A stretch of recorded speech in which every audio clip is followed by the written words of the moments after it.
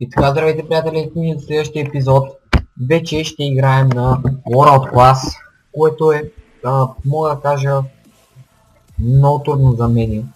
Не съм играл нито един матч на World Class. Ето го идеалният човек на място на Муниаин. И така. Наистина, нито един матч нямам на това ниво World Class, така че ще ни бъде много трудно срещу Сасуна, но се надявам да бъде не толкова трудно, колкото очаквам. И така, здравейте! Ето ни на този матч. Атлетик Билбао от Сасуна, много тежък матч е това.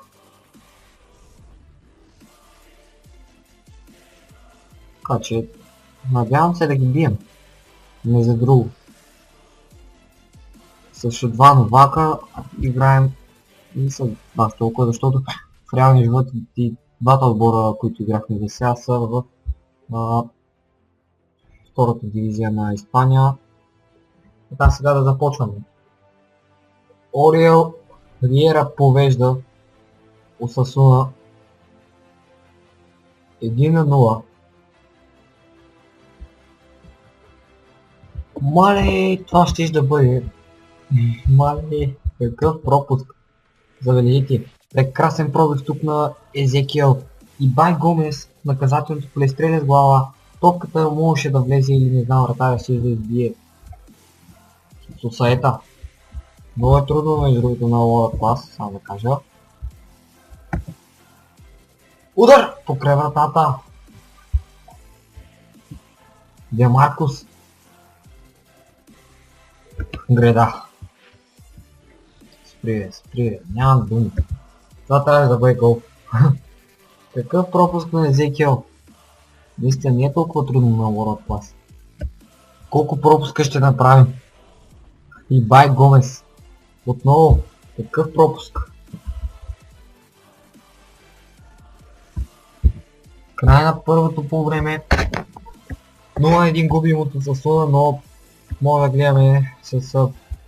гледаме нагоре, защото се получава със сигурност играта ни. Сега обаче пред другата врата Осасуна пропускат прекрасно положение. Тук останаха и съмнения за засада гол няма. Край на този матч. Може да съм доволен със сигурност, защото тази загуба не е толкова фатална. За първия ни матч на World Class се справихме идеално, отбрана на Реал Мадрид 2-2. Сега именно ни предстои мач срещу Реал. Продавахме Сусаета за цели 22 милиона. На негово място ще се плана да закупя някой така бързо крило. Така ето ни за голямото дерби срещу Реал Мадрид.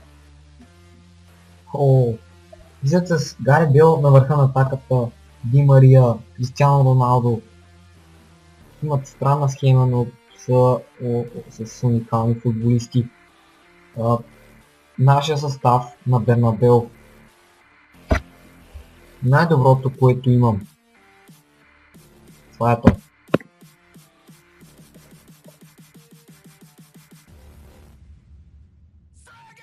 Да видим можем ли.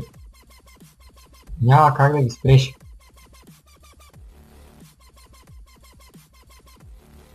Това са просто събрани уникални футболисти. Това са Реал Мадрид. Прекрасен пробив на Кристиано Роналдо. Изкара топката на Гарет Бейл. Удобна за левия му крак и да разстреля нашия вратар. Изравнителен гол на Сантьяго Бернабел. Какъв пробив на Токуере. Мисля, че така е първи гол на World Class и то срещу какъв съперник. 1-1. Край на първото полувреме между отборите на Реал Мадрид и Атлетик Билбао. Резултатът е 1-1. И двата отбора имат по един удар и по един гол. Няма в отбора на Реал Мадрид явно. Да, това е Ремеди. Очаквам да се случи. Реал Мадрид отново повежда от 64-та минута. Кристиано Роналдо. Прекрасно подаване. Много трудно да се спират такива атаки. Греда. Не. И Бай Гомес, прекрасно подаване сега тук към Ерера подаде към Сан Хосе и той цели бедата. Край на този матч. Реал Мадрид със сигурност се отърваха от поне равенство. Това беше най-малкото за нас. Сега ми предстои обаче важен матч. Най-накрая закупихме играч. Лукаш Подолски. Така, сега ще оправим състава, как ще изглеждаме този матч срещу отборът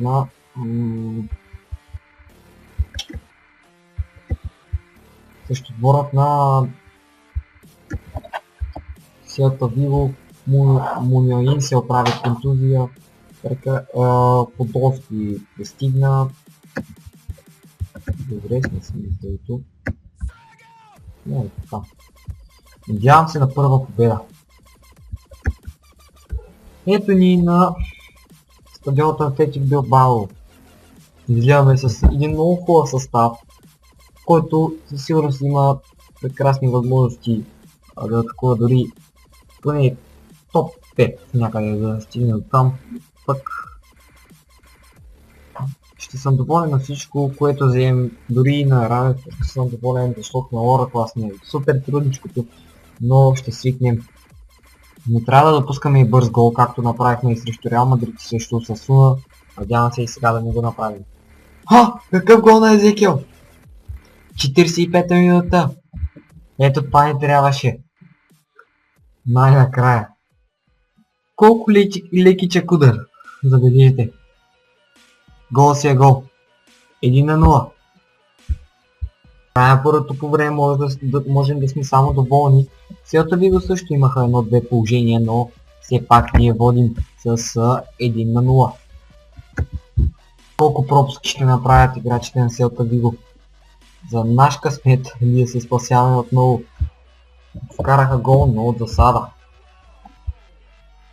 Имат уникален вратар между другото, спаси много, мисля, че 5 удара спасява вече на Езекиел. Не, всъщност, че 3 спасява, един на извън вратата и един вкара. От някакъв натиск сме между другото отбора на Селта Виго и се пробваме да решим всичко. Отново шанс за нашия отбор. Центриране. Бързо с гола! Греда! Гол! Лукаш Подолски! 88 минута. Подолски с дебютния си гол, перфектният старт на своята кариера в Атлетик Билбао. Можеше и да пропусне Подолски. Близо беше. Забележете колко бързо се изправи обаче вратаря. 2-0.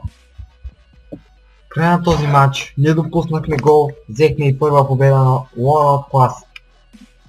Езекиел просто направи един много добър матч.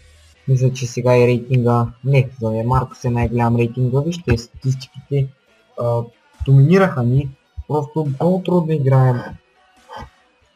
Но все пак сме си горе-долу добре.